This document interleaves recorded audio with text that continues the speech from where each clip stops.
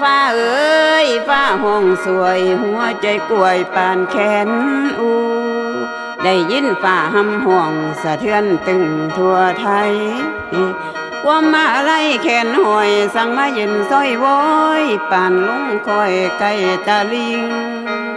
จากว่าวินหรือวิ่งลมทั้งไงเกือบบ่ฟื้นโทรทัศน์ประกาศกล้องได้ยินเว้าว่าพ่อนี้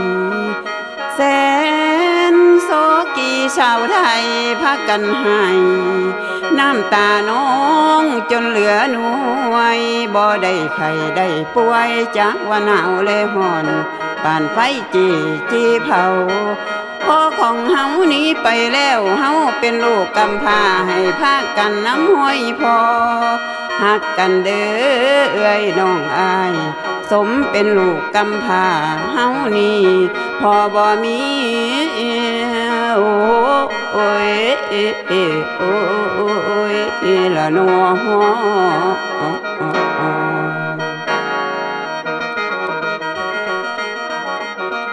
ว่าโอ้หนอพ่อหลวงเอ๋ยจำเป็นพ่อเป็นเท่าไทยได้พึงบารมีพอได้ทำความดีให้แก่ไทยทั้งพองใดเพิ่งใบบุญทานอยู่ทั้งดอยเขาคันได้บุกบันฝันฝ่าทั้งกำฝนแดดกะห้อนลุยน้ำย้ำขี้ตุ่มหมอยหมอกลมหมอยอยู่พอทนหนาวบ่เคยบนย่ำสุขทุกพวกไฟฟ้าเหนือใต้ทั่วแดนป้อนกันดานเล่นแค้นหาทั้งซอยให้บรรเทาพวกเศร้าดอยเศร้าเขาหากกระโดนค้นกระดงเพิ่นไปส่งเสริมให้รถมีกินมีอยู่รถเศร้ามองหมดหมู่บ่คือแท้แต่เก่าลังโอ้ยโอ้ยละนัว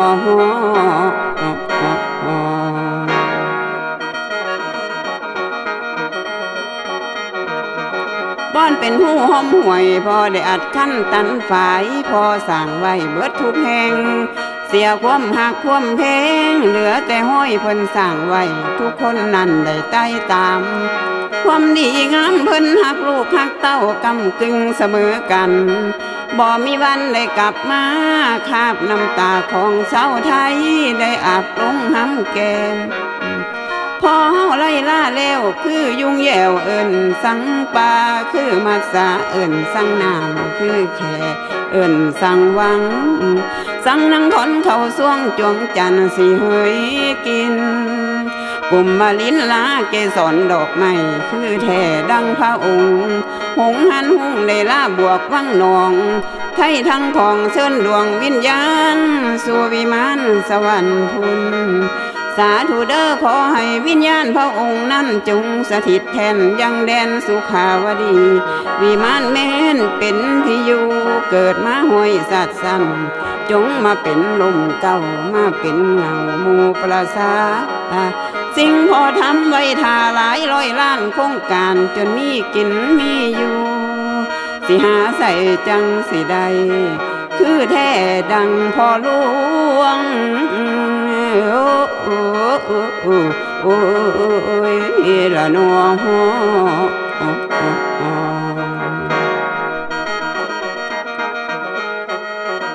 ให้ทั้งปวงสิขอย่อมือไหวบุญคุณเหนือกะมอง